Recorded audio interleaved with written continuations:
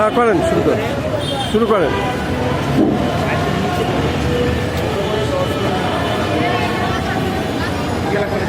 না বলেন, বলতে থাকেন, বলেন। আমরা করতেছি, আমি একটু শুরু করি। হ্যাঁ, আমরা বাংলাদেশের সরকারি এবং রাষ্ট্রীয় বিভিন্ন যে প্রতিষ্ঠান আছে, স্বায়ত্তশাসিত প্রতিষ্ঠানে আমরা দৈনিক মজুরি নামে অস্থায়ী ভিত্তিতে আমরা যারা কর্মরত আছি,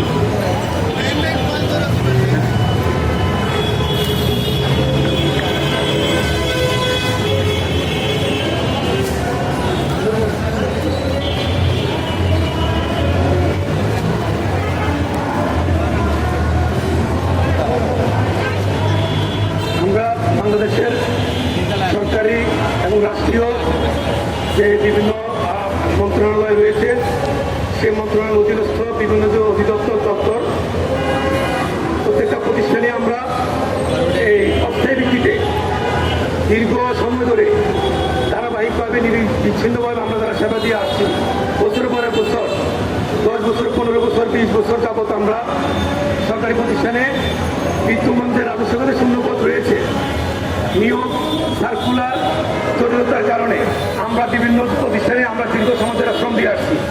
আমাদের দাবি একটাই, বিদ্যমান যে রাজস্বগতের পদ রয়েছে, আমরা যেহেতু দীর্ঘ সময় ধরে একটা প্রতিষ্ঠানে শ্রম দিয়ে আসছি, আমরা দক্ষ কর্মচারী, আমাদের দক্ষতা ভিত্তিতে আমাদের একটাই চাওয়া, বিদ্যমান যে শূন্যপদ রয়েছে প্রায় 4 লক্ষ 4.5 লক্ষ শূন্যপদ রয়েছে।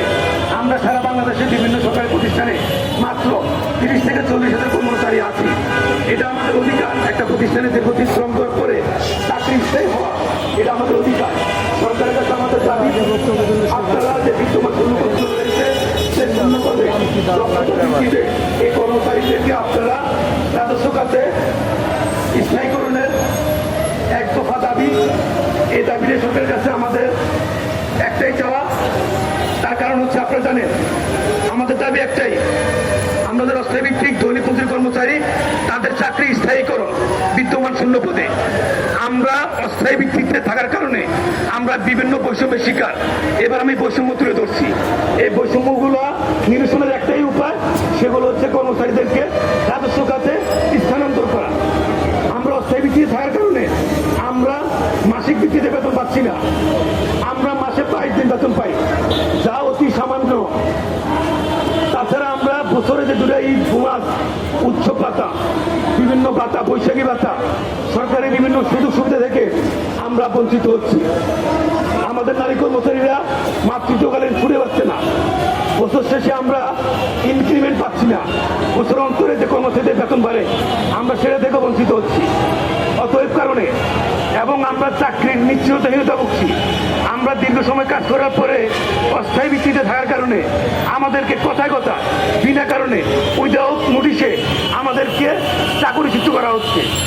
তো আমাদের একটাই দাবি, এই সকল বৈষম্যের নিরসনের একটাই উপায়, যারা বিভিন্ন প্রতিষ্ঠানে দীর্ঘদিন যারা শ্রম দিয়ে আসছে, এরা দক্ষ কর্মচারী রাষ্ট্রের সম্পদ। যেহেতু শূন্যপদ রয়েছে, যেহেতু 4 লক্ষ প্লাস শূন্যপদ রয়েছে, এই পদগুলোতে যারা দক্ষ কর্মচারী, আমরা মাত্র 30-40 হাজার কর্মচারী, এই কর্মচারীদেরকে রাজস্ব খাতে স্থায়ীকরণের আমাদের এক দফা দাবি।